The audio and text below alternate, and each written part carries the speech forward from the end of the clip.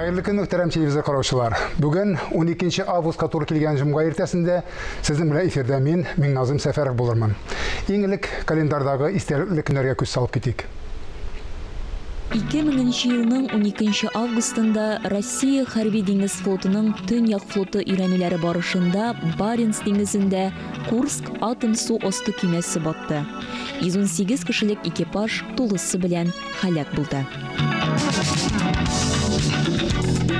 Bugün Halkara Yaşlar Günü.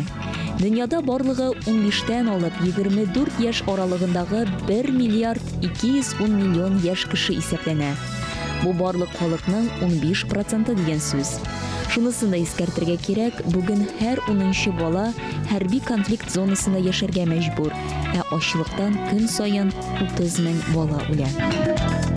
Bugün şulay ok şahsi kompüterning da tuğan günü. Naqmına 41 yıl elek. Birinci şahsi kompüter satuğa çıgarıla. En gerekli narsalardan sonalgan kompüter hazır 1 milyard kişide kullanıda tura. Indi haber etkenimizce Tataristan Jurnalistlar Birligi yılının en abroylu beygilerinden sanalgan Bellur kaleminin 22. yılgı neticelerini ilan etti. Jеңүүчүлөр arasında bizning Tataristan teleradyo kompaniyasında işlevçi kalemdaşlarımız da var idi. Bugün biz studiyaga şularning birsin. Tataristan radyosunun edebi nefis tapşırıları redaksiyası muharriri Nasim Akmal'ını çakırdık. Hayırlı gün Nasim efendi. Hayırlı günler olsun barыбызга. Еңлек менә шундай лайыклы бүләгез белән ихлас котлыйм. Рәхмәт, барыбызны да бүләк Минназим. Шулай. Чынында тел сагында торуның чаралары күп төрле. Кимдер турыдан-туры тәнкыйть белән шөгыльләнә, кимдер басма матбугатта. Менә сез бу чиракта сезнең радионың, безнең радиобызның фиршәбез Татарстан радиосының моңарчыда тел сагында торган тел күрке сүз ялгышмасам. Тапшыруы халыкта бик нык абрый казанган, бик kütüp alına торган тапшыруларның берсе иде. Менә шушы тапшыруның дәвамы буларак уйладыгызмы сез әллә шушы тапшыруны заманча итектеп дигән ният белән яңа проект уйлап таптыгызмы?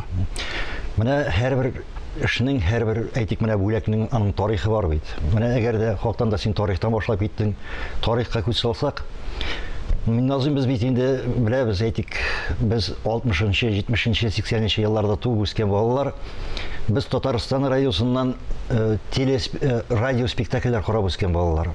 Шушының белән без татар теленә өйрәндек. Менә син үзең читтә туып үскән бала бит инде. Бала торган иде. Аны инде ятлап бетерә торганнар иде. Халыктан да Камал театры, хәзерге Тинчурин театры, башка театрларыбызның спектакльләре һәр вакыт эфирда яңгырап торалар иде. Һәм шулар өстенә радионың үзендә спектакльләр эшләнә иде ул вакытларда. Менә 90-нчы еллар килеп җитте, бер аңлашылмый торган вакытлар булып алды бит инде. Шушы вакытларда безнең бераз гына үзгәреш кирип китте. Без инде бу спектакльләр бераз гына эфирда тынып тордылар. Аннан соң инде безнең радиобызның җитәкчесе Тәүфик ага Сәгитовның тырышлыгы белән, аннан соң мәрхүм коллегабыз Рөстәм Фәйзуллинның тырышлыгы белән булар инде яңадан эфирга чыктылар. Бу 20-21 гасырның башында. Ләкин инде аның формасы бераз гына, форматы үзгәреп, бераз гына заманга яраклаштырылып чыга башладылар. Бик үкенечле хәл иде, ни өчен дигәндә без һаман электән булган материалларны, шушы элекке запасларны кабатлап барырга мәҗбүр идек. Монда инде хәтта шушының белән Татарстанда радио драматургиясенә нокта куелыр микән соң инде дигән бер үкенеч тә бар иде. Ләкин менә Алланың рәхмәте республикабызда барлыкка килде. Безнең Татарстан президенты каршында татар телен, Татарстан халыкларының телләрен саклау, үстерү мәсьәләләре комиссиясе һәм инде аның ярдәме белән безнең республикабызда бик күп проектлар тормышка ашырыла. Аны инде тыңлаучыларыбызга, тамашачыларыбызга сөйләп тору кирәк тә түгелдер. Барыбыз да беләләр. Шушы проектларның берсе менә безнең Мин әтине өйрәтәм спектакле иде. Бу инде безнең өчен көтелмәгән, күктән төшкән бәхет булды. Беренчедән безнең Татарстан телерадио компаниясының директоры Филидус Гыймалетдинов, аның радио буенча урынбасары Тәүфик ага Сәгитов моны инде хуплап каршы алдылар, безгә бөтен иҗат мөмкинлекләре тудырдылар һәм без труппа барлыкка китердек. Монда безнең инде Татарстанның һәм Россиянең халык артистлары Дания, гафу итегез. Татарстанның халык Россиянең атказанган артистлары Дания Нурлы, Илдус Әхмәтҗан, Камал театрының мөлаем актрисасы Алина Мәдәрисова һәм үзебезнекеләр арасында да, яшьләр арасында бик талантлы яшьләр бар. Талантлар ачылды, әйме? Әйе, алар ачылганнар иде инде, белә идек. Без аларны теге хәрәкәткә китергә ничек булыр микән дип бер баш ватып йөри идек. Бу Ания Гыйбадуллина, Гөлназ Ибраһимова рольләр башкаралар. Һәм инде безнең режиссерыбыз Рамил Хидиятулла. Менә Рамил Хидиятулла турында әйтергә кирәк. Безнең радио режиссерысы өлкәсендә бу өлгереп җиткән бик тә абруйлы белгеч бүгенге көндә. Аның без бик кадерен белергә тиешбез. Ни өчен дигәндә, менә әйттем бит, электән килгән радио режиссурасының традицияләрен саклап, аны бүгенге көн таләпләренә туры китереп үстерә торган бердән-бер кешеләрнең берсе. Менә мин кайбер вакытны теге башка радиоларны карап барам. Әйтик инде, күрше республикаларның радиоларын тыңлап барасың бит инде. Бик матур тапшырулар була. Ләкин шулай да, менә монда Рамилнең кулы җитми дип куясың. Чыннан да безнең теге ул шын мәгънәсендә зауклы режиссура. Аны теләсә ничек кенә барлыкка китереп булмый, аның электән килгән традицияләре булырга тиеш. Һәм шул традицияләргә ялганып, менә бүгенге заманча таләпләргә туры килә торган бер мәктәбе булырга тиеш. Менә Рамил шушыны барлыкка китерде. Һәм аңа инде менә бу спектакльләр барышында кинәнеп эшләргә мөмкинлек булды. Үзенең бөтен мөмкинлекләрен файдаланырга мөмкинлек ачылды. Менә бу яктан да бу безнең өчен зур әйбер булды. Инде син әйткәнең тел күрке сүз тапшыру мәсьәләсендә. Электән үк менә шу тел күрке сүз тапшыруларын эшләгән чагында, башка тапшыруларын эшләгән чагында, менә шушы үзебезнең радиода барлыкка килгән, җыелып тупланып килгән татар теленә өйрәтү мәктәбен бер матур иттереп эфирга чыгарга иде дип. Менә аңа да заманча итеп, әйме? Аңа да форсат туды. Шушындай күңелле рәвештә мин әтине өйрәтәм дип, гимназиядә татар телен, әдәбиятын өйрәнеп кайткан балалар әтиләрен өйрәтәләр. Монда уен көлке дә бар инде, монда шаяру бар име? Ул юмористик. Юмористик рәвештә эшләнгән име? Аны инде менә халык шактый хуплап каршы алды. Хәбәрләр килде инде башта ук безнең, менә без бу укытучылардан без үзебезнең дәресләребездә файдаланабыз дип, ата-аналардан балаларыбызга тыңлатабыз дип, үзебездә тыңлыйбыз дип, чөнки ул кызык бит инде. Үзеңдә өйрәнәсең дигән шикелле. Менә шушындай бер мәктәп булды. Сезнең уйлавыгызча 24 дәрес булган, серия булган тиеш булган, әйме? Ләкин аңа сыймагансыз. Нәрсә белән аңлатыла? Нигә кирип киттегезме? Рольләргә кирип киттегезме? Әллә тормыш икенчерәк төрле таләпләр куя башладымы? Мин Назим, беренчедән безнең бит инде, без бит үзебезнең тыңлаучыларыбызның хәдиннәре, хезмәтчеләре, шулай бит. Тыңлаучылардан бик күп сораулар килде. Дәвам итегез әле моны зинһар өчен дип. Һәм сораулар килде. Менә татар теле дәресләрен алып бардыгыз. Тарих буенча да шушындай эшләп булмас микән дигән бер үтенечләр булды. Һәм шуннан да уйга калдык. Безнең Татарстан, татар халкының тарихын чагылдырган шундый кызыклы юмористик рәвештә, ләкин инде ул юмористик булса да, әлбәттә фактлар акырылган, әлбәттә. Фәнни нигездә эшләнгән. Фәнни нигездә эшләнгән. Без инде үзебезгә фәнни консультантлар итеп галимнәребезне чакырдык. Алар белән бергә киңәшләшеп, менә бу эштә, бу урында көлке ясап буламы? Менә бу урында теге бәләки генә тыңлаучыны көлдереп алып буламы? Аларында бергә киңәшләшеп шушындай серияне быел да дәвам итәбез. Бу яңа елга чаклы без шулай ук 24 серия чыгарачакбыз дип торабыз. Субханалла. Бик кызыклы. Шулай була күрсен. Хәтта менә миңа сценарий авторы буларак үземә дә бик кызыклы, шундый әйтәм. Менә сценарий авторы дип әйткәннән, ул бит сез барыбер тормыштагы хәлләрне күз алдына китереп язасыздыр дип буларга кирәк инде. Чөнки тормышта алынган булмаса, кеше көлмәс иде, кеше үзе кабул итмәс иде. Бу гаиләдән киләме, әллә ишеткән белгәнегездәнме, ничек? Бу туган телне өйрәтү мәсьәләсе. Монда әйткәнемчә әйтәм бит, радиода безнең бик күп татар телендә дөрес сөйләшергә өйрәтә торган тәҗрибә тупланган. Менә аның нигезендә шушы ята. Әйтик, авазларын дөрес әйтү, сүзләрен дөрес әйтү, ничек әйтелергә тиеш, һәм башка. Менә шушы бик күп еллар дәвамында монда бит инде дикторлар мәктәбе бар иде. Ул инде заманасында Гадел Кутуйлардан башланган, бүгенге көндә Тәлгат Хәмәтшин белән тәмамланып тора иде. Аларны алмашка килә торган тагын яшьләребез бар. Менә шушы дикторларны өйрәткән чагында, яшьләребезне өйрәткән чагында без нинди проблемаларга юлыгабыз? Шушы проблемалар безнең теркәлеп бара. Башыбызда, кәгазьдә, һәм менә шушы проблемаларны без инде үзебезнең сериалыбызда кулландык. Тыңлаучыларны, Татарстан радиосының тыңлаучыларын тагын бер күчтәнеш көтә дип уйлыйм.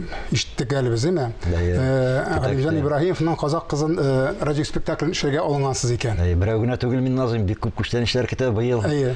Монысы менә шушы ук комиссия телләрне саклау һәм үстерү мәсьәләләре комиссиясе ярдәме белән без 4 спектакль чыгарабыз. Булар инде мин әтине өйрәтәм, ул безнең кыска метражлы бит.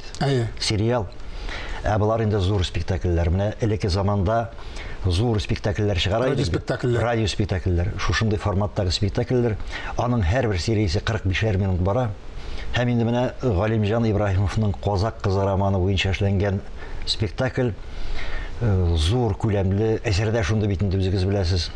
Катлаулы битерә кирәк, чөнки аның теле дә бик үзенчәлекле, казак һәм татар телләренә сүзләренә бай.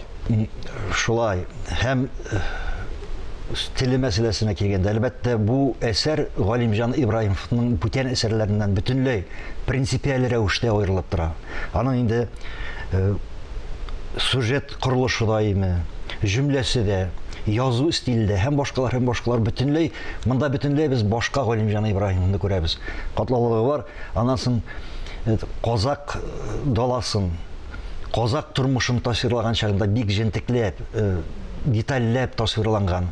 Аның бөтен теге әсәрнең колориты, матурлыгы хәтта шуңа нигезләнгән дип әйтергә була. Инде спектакль ясаган чагында радио спектакль ясау бит бу. Монда бит бөтен әйберне тавыш белән аңлатырга кирәк. Аларны күрсәтү бик тә авыр, катлаулы. Монда инде бик узак ударга килде. Туры килде. Без инде ярты ел буе берничә вариант эшләп карадык. Һәм инде менә бер вариантны эшләп бетереп киләбез. Ул тиздән эфирга биреләчәк. Без инде монда нигез итеп, принцип итеп нәрсәне алдык.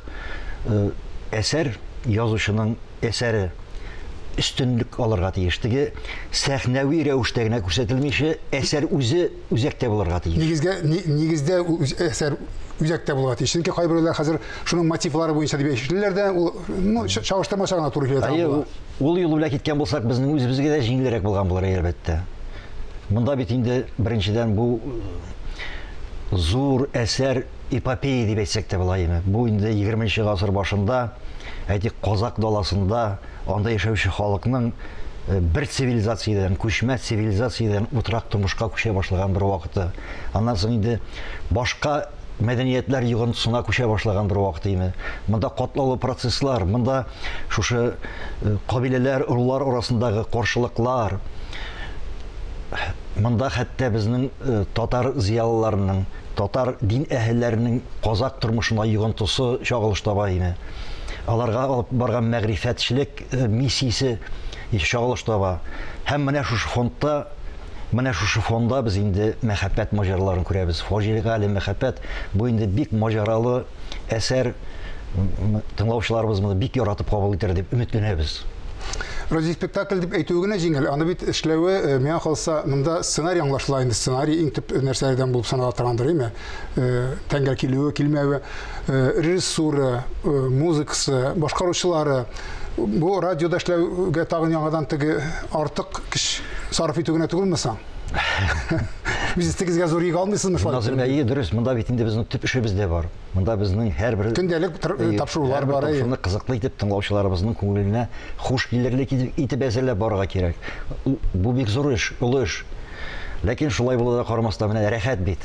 Без белеп торабыз, менә без үзебезнең халкыбызга, тыңлаучыларыбызга, милләтебезгә дип әйтсәк тә була, файдалы, кирәкле эш башкарабыз. Шуңа күрә инде монда төн йокысы да кызганыч түгел. Теге ял көннәре, буш вакытларда кызганыч түгел, һәм башкалар. Монда инде без рәхәтләнеп, кинәнеп эшлибез. Бу урында без режиссерның үзенең дә берничә сүзен тыңлап китик әле. Әйдәгез. Ул спектакльдә безнең бик күп артистлар катнаша. Камал, Тинчурин, Кариев театрының да эшләр бар. Безнең дәүләт телерадио компаниясе хезмәткәрләре дә хезмәт куйды. Бик глобаль тапшыру һәм бик глобаль спектакль, радио спектакль булырга күренә. Менә бу көннәрдә инде Алла бирсә эшләрне бетерәбез.